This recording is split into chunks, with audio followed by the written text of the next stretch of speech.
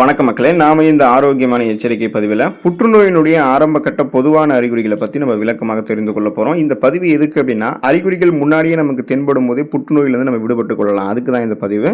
புற்றுநோய் ஒரு தீவிரமான நோய்ங்க. ஆனால் புற்றுநோயை அதனுடைய ஆரம்ப கட்டத்திலேயே நம்ம அறிந்து கொள்வதன் மூலமாக நம்மால் அந்த நோயை குணப்படுத்த முடியும். சில அறிகுறிகள் மூலமாக நமக்கு புற்றுநோய் இருக்கிறது தெரிஞ்சுக்கலாம். சில நேரங்களில் சின்ன அறிகுறிகள் கூட புற்றுநோய் போன்ற பெரிய நோய்களுக்கான அறிகுறியாக இருக்கலாம். இதுக்காக நம்ம பயப்படணுமா அப்படின்னு கேட்டீங்கன்னா, பயப்பட வேண்டிய அவசியம் கிடையாது. அந்த அறிகுறிகளை விளக்கமா பார்ப்போம். அதை பத்தி பார்க்கறதுக்கு முன்னாடி இந்த வீடியோவுக்கு மட்டும் ஒரு லைக் கொடுத்துட்டு இந்த தகவலை உங்களுக்கு தெரிஞ்சவங்களுக்கும் ஷேர் பண்ணிடுங்க. ஏன்னா அது அவங்களுக்கும் பயனுள்ளதாக இருக்கக்கூடிய ஒரு ஆரோக்கியமான பதிவு தான். இது போன்ற அப்டேட்ஸ்கள் நீங்க தொடர்ந்து பார்க்கறதுக்கு நம்மளுடைய ஹெல்த் நியூஸ் தமிழ் சேனலை மறக்காம சப்ஸ்கிரைப் பண்ணி வச்சுக்கோங்க. பக்கத்தில் இருக்கக்கூடிய பெல் பட்டனையும் கிளிக் பண்ணி ஆல் அப்படின்ற ஆப்ஷனையும் செட் பண்ணி வச்சுக்கிட்டீங்க அப்படின்னா நாங்கள் போடக்கூடிய எல்லா அப்டேட்ஸும் உங்களுக்கு நோட்டிஃபிகேஷன் அடிக்கடி சேரும். சரி வாங்க மக்களே, இப்போ வீடியோக்குள்ள போயிடலாம். உங்களுடைய உடல் எடை குறைதல் புற்றுநோய்க்கான ஆரம்ப கட்ட அறிகுறியாக பார்க்கப்படுது அப்படின்றது நீங்க தெரிஞ்சுக்கோங்க. அதாவது உங்களுடைய உடல் எடையானது வழக்கத்திற்கு மாறாக மிகவும் வேகமாக குறைவதை உங்களால் பார்க்க முடியும். அதுவும் நீங்க எந்த விதமான எடை குறைப்பு நடவடிக்கைகளையும் மேற்கொள்ளாமல் இருக்கும் பொழுதே இந்த உடல் எடை குறையக்கூடிய நிகழ்வானது நடக்கும். அது உடல் எடை குறைக்கக்கூடிய நடவடிக்கைனா என்னன்னு பார்த்தீங்கன்னா, எனர்ஜி ட்ரிங்க் எடுத்துக்கிறது, நார் சத்து அதிகமாக இருக்கக்கூடிய உணவுகள் எடுத்து பசியை கண்ட்ரோல் பண்ணி வெயிட் லாஸ் பண்றது, எக்ஸசைஸ் பண்றது, இது மாதிரி பார்த்தீங்கன்னா day to day activities, day to day ஃபுட்டை நீங்க அப்டேட் பண்ணி அதை எடுத்துக்கொள்ளும் போது அப்போ உங்களுக்கு உடல் எடை ஆரோக்கியமான முறையில் குறைஞ்சதுன்னா அது ஆரோக்கியம். அது எந்த பிரச்சனையும் கிடையாது. ஆனால் நீங்கள் உடல் எடை குறைப்பு நடவடிக்கைகளான இது மாதிரி எதுவுமே நீங்கள் மேற்கொள்ளாமல் இருக்கும்பொழுதே தேவையில்லாமல் உங்களுடைய உடல் எடை ரொம்ப அதிகமாக குறையுது அப்படின்னா நீங்கள் ரொம்ப கவனமாக இருக்கணும், எச்சரிக்கையாக இருக்கணும்.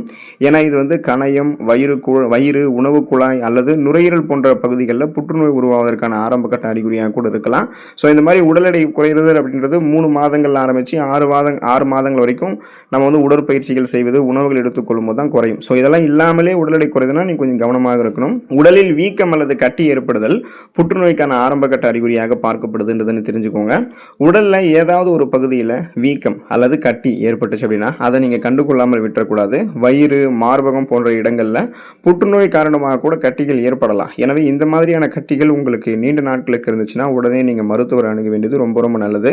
ஏன் அப்படின்னா இப்ப கட்டிகள் அதாவது புற்றுநோய் பார்த்தீங்கன்னா இந்த கட்டிகள் போன்ற வடிவத்திலேயோ வீக்கங்கள் போல தான் பரவ ஆரம்பிக்கும். ஸோ அது மாதிரி நீங்க இருந்துச்சு அப்படின்னா நீங்க தான் உடனே மருத்துவரை அணுகி அதை சரி செய்து கொள்ளணும். இப்போ நாமளே என்ன நினைச்சுக்கோம் அப்படின்னா, விழிப்புணர்வு இல்லாத பட்சத்தில் அது உடல்ல சூட்டுக்கோப்பலங்களாக இருக்கும், கொழுப்பு கட்டிகளாக இருக்கும், உடல் வெப்பம் அதிகரிச்சதால் அந்த கட்டி வந்திருக்கு, சரியா போயிடும் அப்படின்னு நாமளே ஏதோ நினைச்சுக்குவோம்.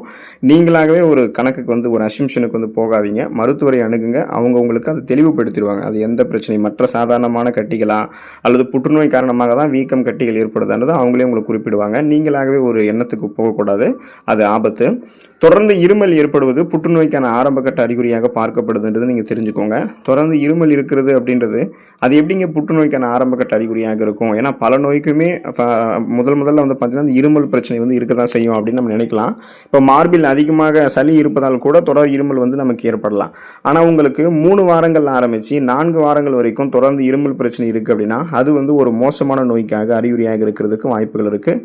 தொடர்ந்து இருமல் ஏற்படுறது, சளியுடன் கூடிய ரத்தம் வெளியேறுதல் மற்றும் சுவாசிக்கிறதுல சிரமம், இந்த மாதிரியான அறிகுறிகள் நுரையீரல் புற்றுநோய்க்கான ஆரம்ப கட்ட அறிகுறியாக இருக்கிறதுக்கு வாய்ப்புகள் இருக்கு. ஸோ அதனால பார்த்தீங்கன்னா நீங்கள் இந்த மாதிரி இருமும் போது அது வறட்டு இருமலாக மாறுறது, அதன் மூலமாக சளி வெளிப்படுறது, ஸோ இதெல்லாமே ரத்தம் உங்களுக்கு வெளியேறுது, அப்புறம் இது மாதிரி உங்களுக்கு இருந்துச்சுன்னா நீங்கள் ரொம்ப கேர்ஃபுல்லாக இருக்கணும்.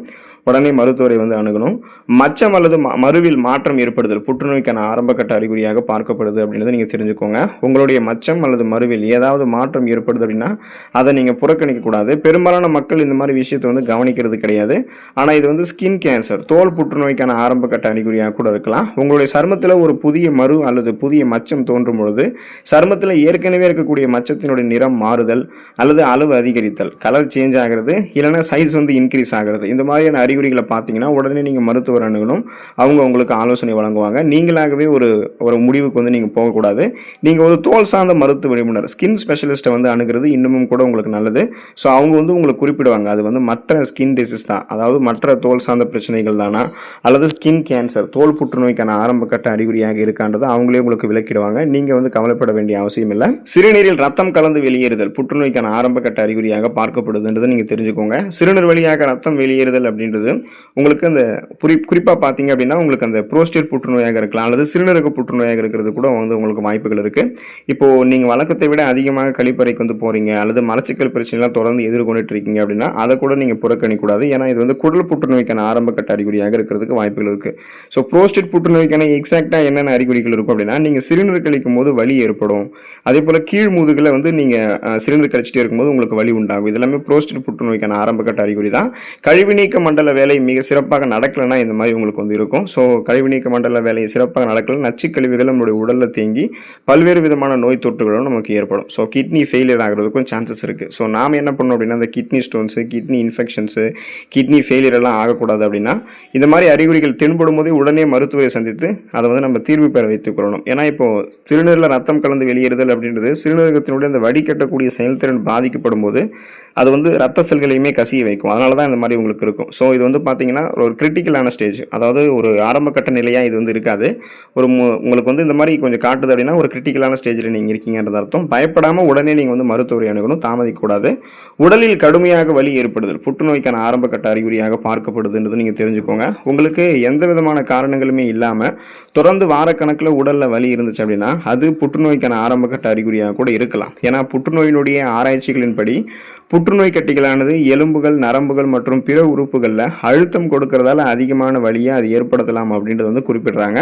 ஸோ உங்களுடைய உடல் வலி கடுமையாக இருக்கக்கூடிய பட்சத்தில் நீங்கள் தான் வந்து கவனமாக இருக்கணும். உங்களுக்கு உடல் வலி இருக்குது அப்படின்னா நீங்கள் இப்போ மருந்து மாத்திரைகளை எடுத்தும் உங்களுக்கு வந்து சரியாகலை, நீங்கள் ரெஸ்ட் எடுத்தும் ஓய்வு வந்து உங்களுக்கு ஓரளவு துணை புரிந்தாலும் மறுபடியும் அந்த சோர்வுன்றது உங்களுக்கு அதிகமாக இருக்குன்னா கன்ஃபார்ம் நீங்கள் மருத்துவரை வந்து அணுகணும். ஏன்னா சின்ன சின்ன வேலைகள் செய்கிறது கூட நமக்கு வந்து தாமதம் தான் ஏற்படும்.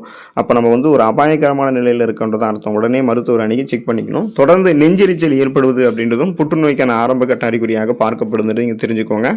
நீங்கள் தொடர்ந்து மார்பில் எரிவது போன்ற உணர்வை உணர்ந்தீங்கன்னா சில சமயங்களில் அது புற்றுநோய்க்கான ஆரம்ப கட்ட அறிகுறியாக கூட இருக்கலாம். வயிறு அல்லது தொண்டை புற்றுநோய்க்கான ஆரம்ப கட்ட அறிகுறியாக இது இருக்கிறதுக்கு வாய்ப்புகள் இருக்கு. உணவை விழுங்குவதில் சிரமம் உண்டாதல் புற்றுநோய்க்கான ஆரம்ப கட்ட அறிகுறியாக பார்க்கப்படுதுன்றது நீங்கள் தெரிஞ்சுக்கோங்க. உணவு உண்ணும்போது வலி ஏற்படுறது அல்லது உணவை விழுங்குவதில் சிரமம் உண்டாகிறது, உணவு மீண்டும் மீண்டும் தொண்டையில் சிக்கிக்கொள்வது, இது எல்லாமே உணவு குழாய் புற்றுநோயினுடைய ஆரம்ப கட்ட அறிகுறிகள் தான். இந்த அறிகுறிகள் தொடர்ந்து உங்களுக்கு ஏற்படுது அப்படின்னா நீங்கள் உங்களுடைய மருத்துவரை அணுக வேண்டியது ரொம்ப ரொம்ப நல்லது. ஏன்னா உணவை விழுங்குவதில் சிரமம் உண்டாதலுமே கேன்சருக்கான சிம்டம்ஸாக இருக்கிறதுக்கு சான்சஸ் இருக்கு. இரவில் அதிகம் வியர்த்தல் புற்றுநோய்க்கான ஆரம்ப கட்ட அறிகுறியாக பார்க்கப்படுது நீங்கள் தெரிஞ்சுக்கோங்க. இரவில் வியர்ப்பது ஒரு சாதாரணமான விஷயம் அப்படின்னாலும் சில சமயங்களில் இது புற்றுநோய் ஏற்படுவதற்கான அறிகுறியாக கூட இருக்கலாம். பொதுவாக இது லிம்போமா புற்றுநோயினுடைய அறிகுறியாக இருக்கிறதுக்கு வாய்ப்புகள் இருக்கு. இந்த வகை புற்றுநோய்கள் உடல்ல நிணநீர் மண்டலம் மற்றும் ரத்த நாளங்கள் பிளட் வெசல்ஸ் எல்லாத்தையுமே பாதிச்சிடும்.